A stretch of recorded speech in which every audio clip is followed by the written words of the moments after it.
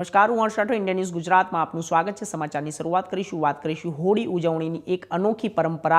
હોળીને દિવસે વાલમ બાપાની ઠાઠડી કાઢી સમાજને વ્યસન મુક્તનો સંદેશો આપવામાં આવે છે। છેલ્લા 92 વર્ષથી ચાલી આવતી આ પ્રથા માત્ર જૂનાગઢ એટલે કે જે ગાંધ્ર પ્રવાળ વિસ્તારની અંદર જ જોવા મળે છે।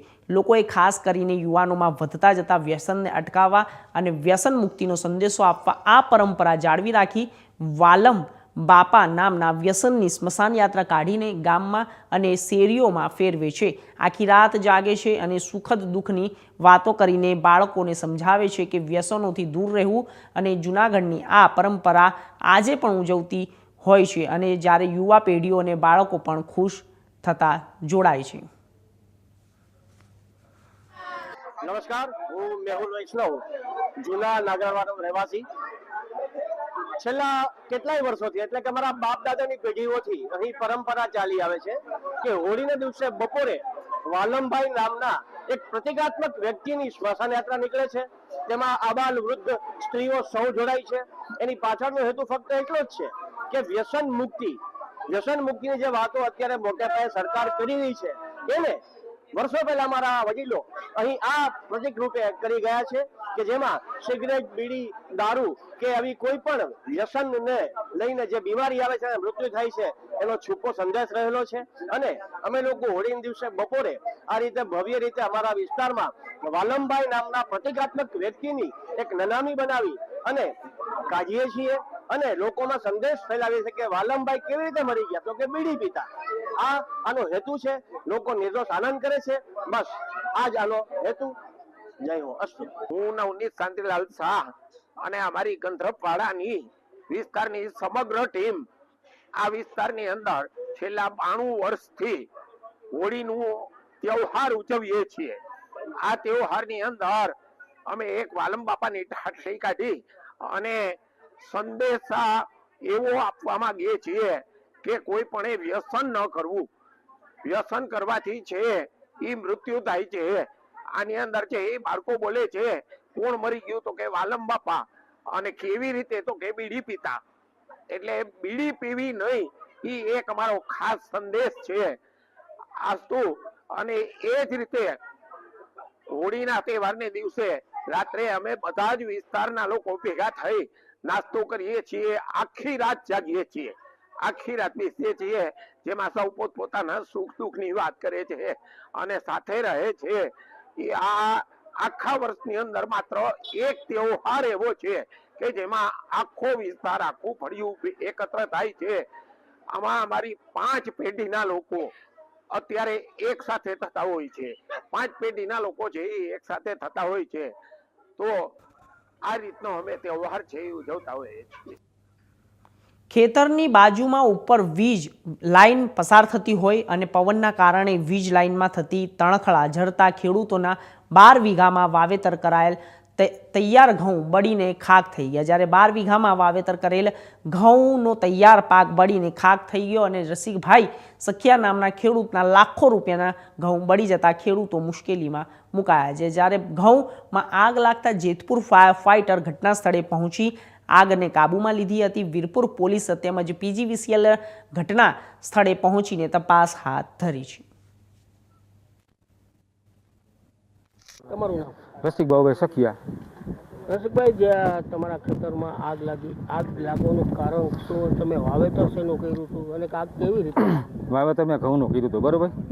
અને આમ આગળ જીબીના થાંભલા છે ને ને તાર હાવ ઢીલા છે, ત્યાં સોર્સ હવાનો ઘણી ગઢિયા બાજુ રહે ને ઘણી કમ્પ્લેન કરેલી છે એ લોકોને, ત્યાંથી આગ લાગી હતી। અને 12 વીઘાના ઘઉં છે।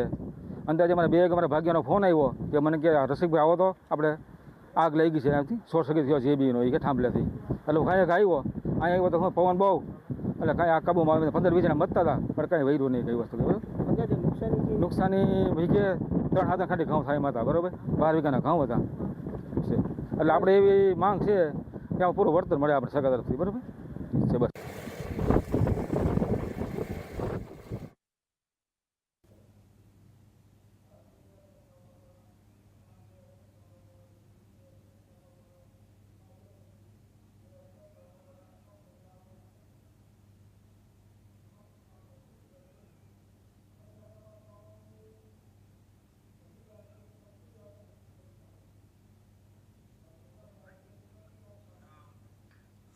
આ હોળીની તૈયારીઓના દ્રશ્યો છે જે સુરત જિલ્લાના કામરેજની અને કરુણા સાગર સોસાયટીના, જ્યાં નાના બાળકોથી લઈ યુવાનો વડીલો બધા ભેગા મળી હોળિકા દહનની તૈયારીઓ કરી રહ્યા છે. અહીં પણ એક ખાસ વાત છે કે જ્યારે આ સોસાયટીના લોકો વર્ષોથી હોળી પ્રગટાવવા માટે લાકડાનો ઉપયોગ નથી કરતા. કરુણા સાગર સોસાયટીના રહીશો માત્ર ગાયના છાણાનો ઉપયોગ કરે છે અને ઇકો ફ્રેન્ડલી હોળી મનાવે છે. અહીંના રહીશોનું માનવું છે કે હોળીમાં જલાઉ લાકડાના મોટા પાયે આખા દેશમાં ઉપયોગ થાય છે, જેને માટે મોટા પાયે વૃક્ષો કપાય છે અને પર્યાવરણને પણ નુકસાન થાય છે. છાણાથી પ્રગટાવવામાં આવતી હોળીથી પર્યાવરણને નુકસાન નથી થતું અને વાતાવરણ પર કોઈ અસર નથી થતી.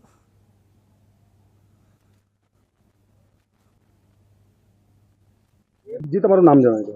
મારું નામ તુલસીભાઈ પ્રેમજીભાઈ પટેલ, કરુણા સાગર સોસાયટી, કામરેજ. તુલસીભાઈ, આ કયા પ્રકારની તમે હોળી પ્રગટાવો છો? આપણે આ હોળીનો તહેવાર આપણો ભારતીય પરંપરા મુજબ આખા દેશમાં ઉજવાઈ રહ્યો છે.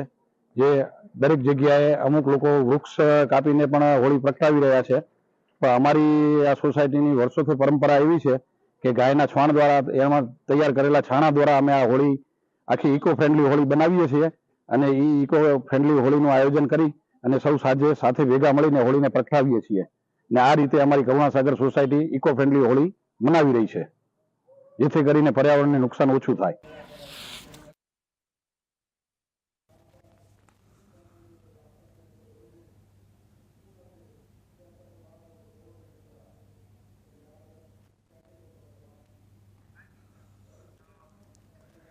આણંદ શહેરની કોલેજમાં વિદ્યાર્થીઓ દ્વારા રંગોને પૂર્વ એટલે કે પર્વ ધૂળેટીનો ઉજવણી કરી એકબીજાને રંગથી રંગીને ધૂળેટી પર્વની શુભેચ્છાઓ આપવામાં આવી હતી. રંગોના પર્વને ધૂળેટીની આવતીકાલે ઉજવણી કરવામાં પણ આવશે. ત્યારે શાળા અને કોલેજોમાં એક દિવસ પહેલાં પણ આ જ રીતનું આયોજન કરવામાં આવ્યું અને કોલેજમાં વિદ્યાર્થીઓએ ધૂળેટી પર્વની પણ ઉજવણી કરી હતી. મિત્રોને રંગોથી રંગીને ધૂળેટી પર્વની ઉજવણીની શુભેચ્છાઓ આપી હતી.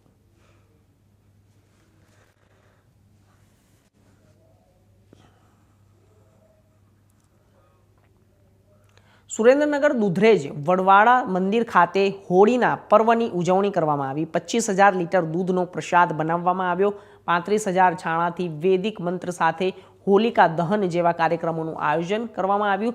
2 લાખથી વધુ લોકો હોળી મહોત્સવમાં જોડાશે અને વડવાળા દેવનો પ્રાગટ્ય દિવસ એટલે કે રાત્રે લાકડા અને સાથે જ લોક ડાયરાનું પણ આયોજન કરવામાં આવશે. કીર્તિદાન ગઢવી, જિગ્નેશ કવિરાજ, ગીતા રબારી જેવા કલાકારોની ઉપસ્થિતિમાં લોક ડાયરો યોજાશે. સમસ્ત રબારી સમાજ અને માલધારી સમાજની આસ્થાનું કેન્દ્ર છે. 20 થી 25,000 લીટર દૂધ દ્વારા આજના પ્રાગટ્ય મહોત્સવ, કેમ કે દૂધરેજના વડલે સવાશેર દૂધ રેડતું રબારીની દીકરીઓએ એટલે દૂધનું બહુ અનુપમ મહત્વ છે. માટે આજના દિવસે 21 થી 25,000 લીટર દૂધ આ આવેલા તમામ ભાવિ ભક્તજનોને પીરસવામાં દૂધનો પ્રસાદ આપવામાં આવશે. બીજો પ્રસાદ તો બધો હોય જ તે, પણ આ અનુપમ પ્રસાદ પણ આજના 2 દિવસની અંદર આપવામાં આવશે. અને અલગ અલગ રસોઈના પ્રસાદના દાતાશ્રીઓ પણ છે. અને સાથે સાથે આ હોળી મહોત્સવની અંદર 31,000 છાણાઓનો પણ વેદરી મંત્ર ઉચ્ચાર દ્વારા પણ અહીંયા હોળી પ્રગટાવવામાં આવશે. ગુરુ મહારાજ પરમ પૂજ્ય નિર્મોહી પીઠાધીશ્વર મહામંડલેશ્વર કણીરામ બાપુના, કોઠારી શ્રી મુકુંદરામ બાપુના અને દુધરેજ ધામના તમામ સંતોના, દુધરેજ ધામના વડવાળા દેવના તમામના આપના ઉપર ખૂબ આશીર્વાદ વરસતા રહેવા, એવા સુખ શાંતિ સમૃદ્ધિમય આપનું જીવન બને અને આ હોલિકા દહનની અંદર આપણી આધિ વ્યાધિ ઉપાધિઓમાંથી સર્વે દુઃખ ટળે અને નવું વર્ષની જેમ પાછું આપનું વર્ષ ખૂબ ફૂલે ને ફાલે એવા આશીર્વાદ વડવાળા ભગવાનના. જય સિયારામ, જય વડવાળા દેવ. હોળીના પાવન પર્વ નિમિત્તે સૌને શુભકામના પાઠવું છું. આજે સત્યનો વિજયનો દિવસ છે અને આજે જ્યારે અમારા ઈષ્ટદેવ ભગવાન વડવાળા દેવના મંદિરે આજે હું ઉપસ્થિત છું, ત્યારે પૂજ્ય બાપુના પણ આશીર્વાદ લીધા, અમારા ઈષ્ટદેવ ભગવાન વડવાળા દેવના પણ આશીર્વાદ લીધા. અને આજે સૌ નાગરિકોને જણાવું છું કે જે આ રંગોત્સવનો ઉત્સવ છે એ તમારી જિંદગીમાં ખુશી અને રંગોત્સવ લઈને આવે એવી પરમ કૃપાળુ પરમાત્મા ભગવાન વડવાળા. ભાવનગર જિલ્લામાં બાકી લેણા વસૂલવા પીજીવીસીએલની ટીમો મેદાનમાં આવી છે. જ્યારે બાકી વીજ બિલો વસૂલવા 700થી વધુ કર્મચારીઓ કામે લાગી ગયા છે, જ્યારે 59,653 જેટલા ગ્રાહકો પાસેથી 12 કરોડ રૂપિયાનો બાકી વીજ વેરો વસૂલવામાં આવ્યો હતો. ભાવનગર જિલ્લામાં રૂપિયા 72.19 લાખના વીજ બિલના ન ભરાતા 900થી વધુ ગ્રાહકોના કનેક્શન કાપવામાં આવ્યા છે.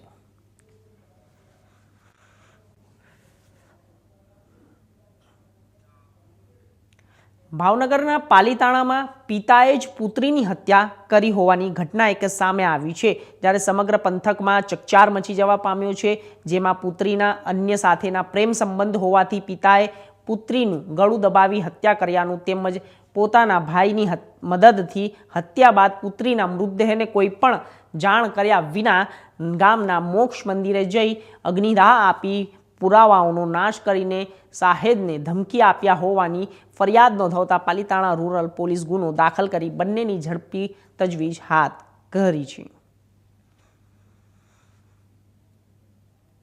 7 मार्च 2025 के दिन पालीताना रूरल पुलिस स्टेशन का एक गांव है राणपाड़ा गांव, जहां पे हत्या की घटना को अंजाम दिया गया था. इस हत्या की घटना की सविस्तार जानकारी अगर आपको दूं तो इसमें जो मृतक है जलपाबेन दीपकभाई राठौड़ की जिनकी उम्र 19 साल थी. जलपाबेन के किसी और अदर कास्ट के व्यक्ति के साथ प्रेम संबंध थे.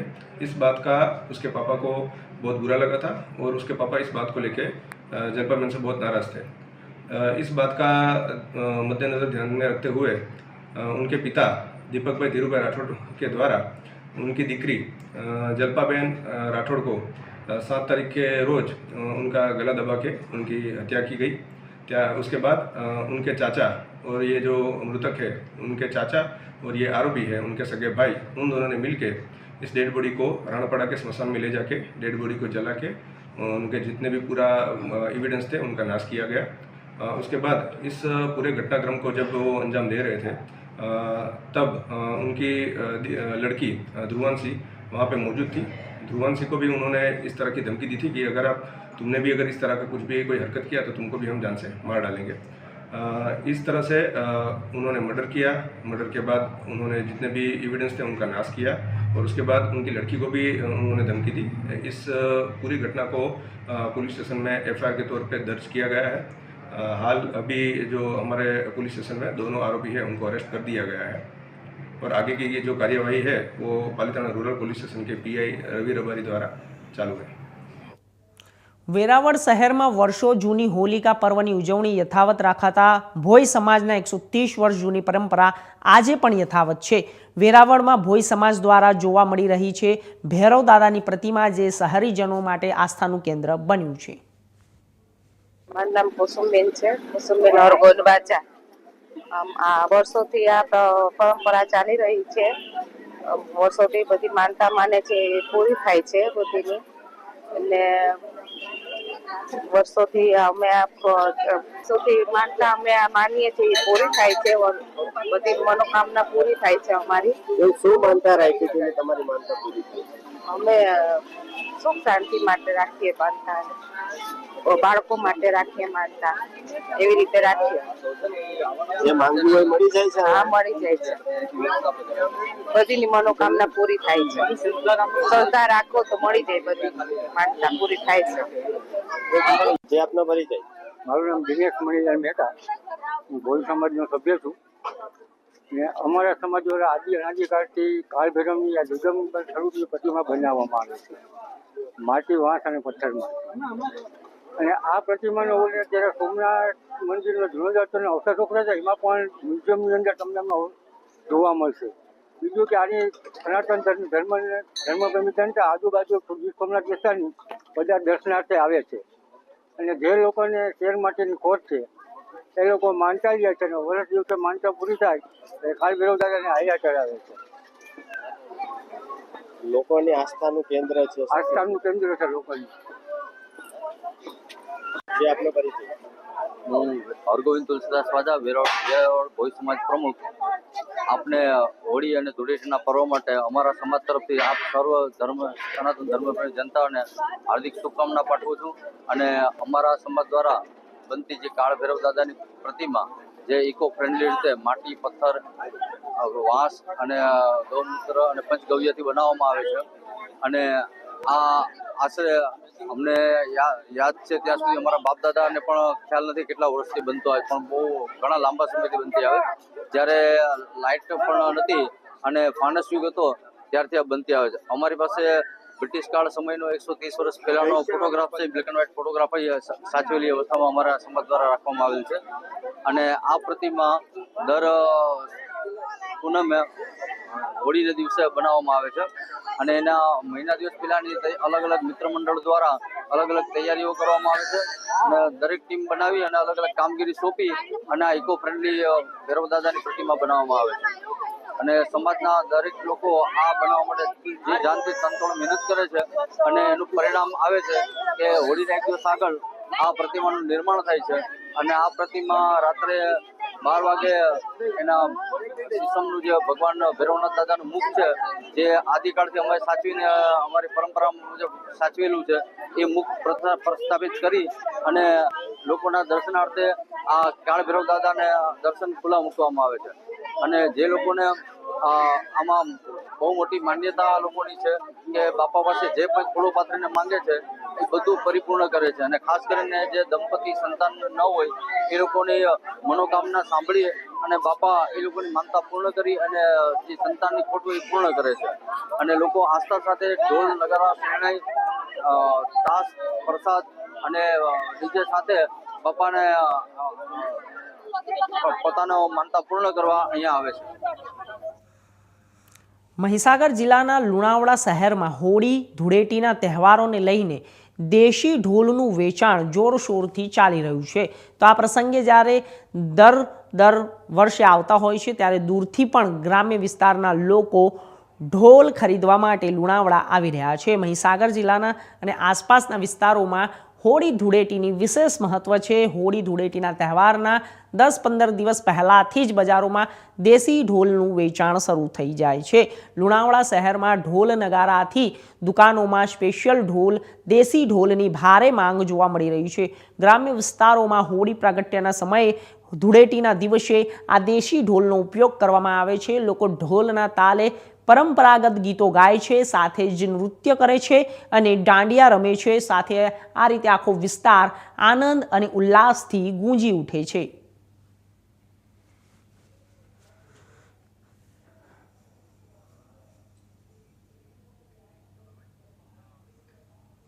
સાબરકાંઠા જિલ્લામાં પ્રેમિકાને મળવા ગયેલ યુવાનને તાલિબાની સજા આપવામાં આવી છે.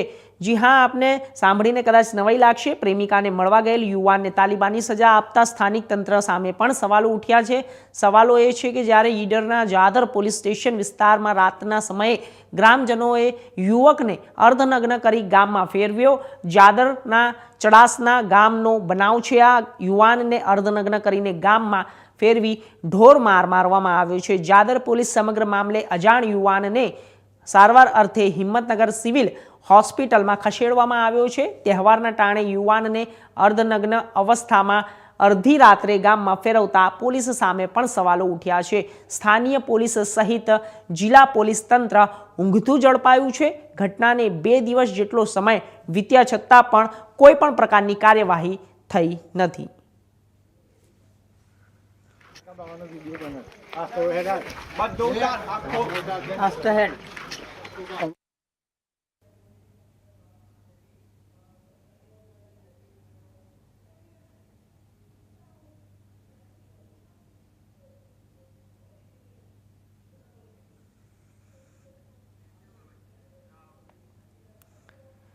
આણંદના ખંભાતમાં સરકારી કર્મચારીનો એક વિડીયો વાયરલ કરવાની ધમકી આપી હતી, જેમાં 2 લાખની માંગણી કરતા આ અંગે સરકારી કર્મચારીએ ખંભાત ગ્રામ્ય પોલીસ મથકે લેખિત ફરિયાદ આપી ગુનો નોંધાવવાની માંગ કરતા ચકચાર મચી જવા પામી છે.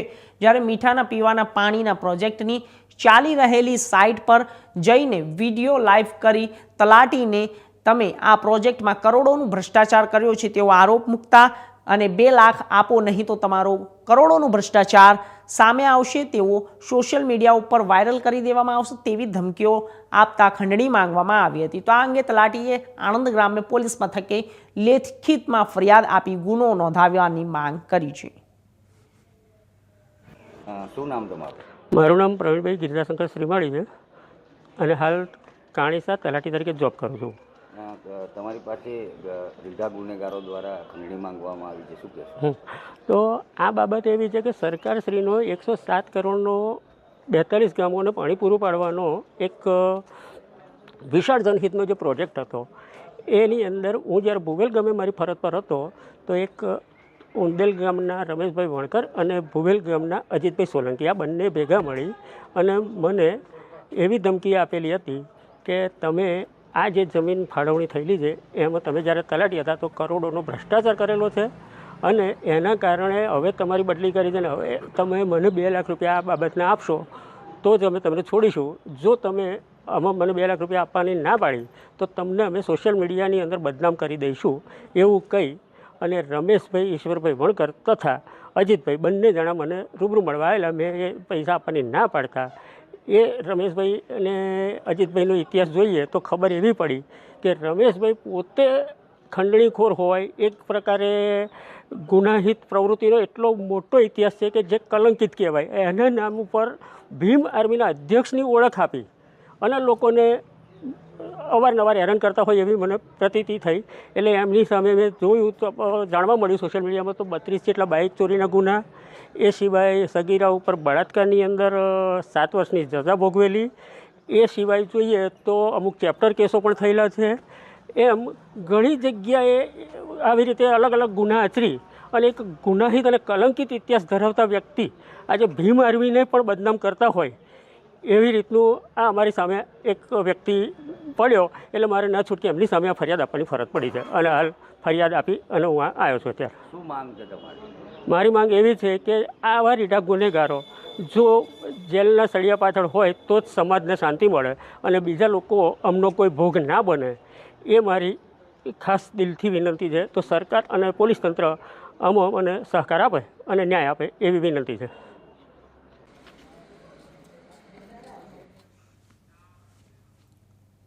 રાજકોટ જિલ્લાના ધોરાજીમાં જૂનાગઢ રોડ ઉપર ઓવરબ્રિજ બનાવવાની પ્રક્રિયા હજુ કામગીરી ગોકળગાય અને ગતિએ ચાલી રહી હોવાનો લોકોનો આક્ષેપ સામે આવ્યો છે. તો જ્યારે ભારે વાહનો માટે કેનાલ કાંઠા પરથી ડાયવર્ઝન આપી દેવાતા ખેડૂતોમાં રોષ છે. કેનાલ કાંઠા પર વિસ્તારમાંથી ભારે વાહનોની અવરજવર રહેતા ખેડૂતોને થઈ રહી છે હાલાકી. ખેડૂતોને એમના ખેતરે જવામાં થઈ રહી છે હાલાકી. કેનાલ કાંઠા વિસ્તારના ખેડૂતો ડાયવર્ઝન અન્ય સ્થળે ખસેડવાની માંગ કરી રહ્યા છે.